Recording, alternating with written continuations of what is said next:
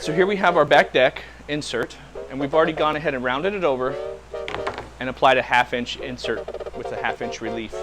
I've gone ahead and cut some metal that's going to be placed in there, but instead of doing a boring flat grill, we're going to go ahead and make a pressed grill. To start off with, I've gone ahead and cut out a piece of wood, and I'm going to make my positive and negative. I've started my cut, and I'm going to cut inside the line. That way I can create both pieces at once.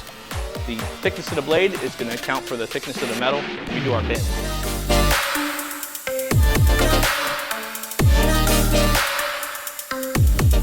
I'm going to cut out my negative and positive for my grill insert, and I went ahead and marked them so I know how they went back together. But one thing I want to do is I want to put a 1/2 inch round over on the side of this so it gives the grill a nice look.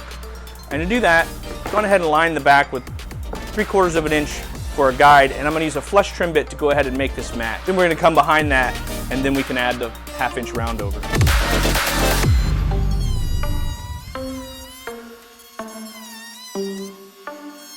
Let's go ahead and add that round over to our positive piece. Here we have all the pieces that we're going to use to put the jig together. We've got some guides, top plate, the negative, and I've gone ahead and attached some double-sided tape to it, the positive, and the bottom plate. So what I'm going to start out by doing is installing the guides. Just a quick nail to them. All right, now that I've got my guides on, that'll help me with my negative, and I can align my positive properly. Once I feel comfortable with the gaps, I'm going to give it a good push. And I'm going to do the same for my positive to attach it to the top.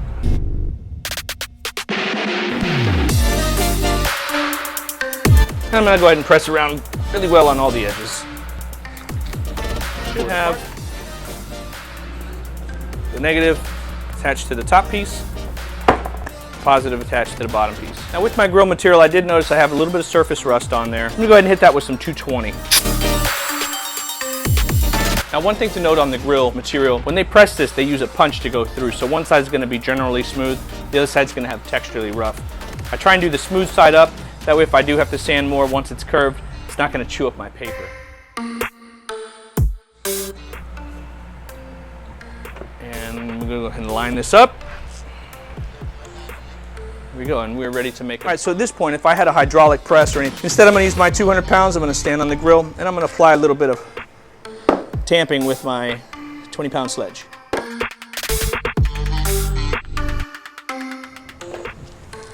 Oh, very nice. Got a nice round over edge that's going to sit really good inside of our rear deck piece.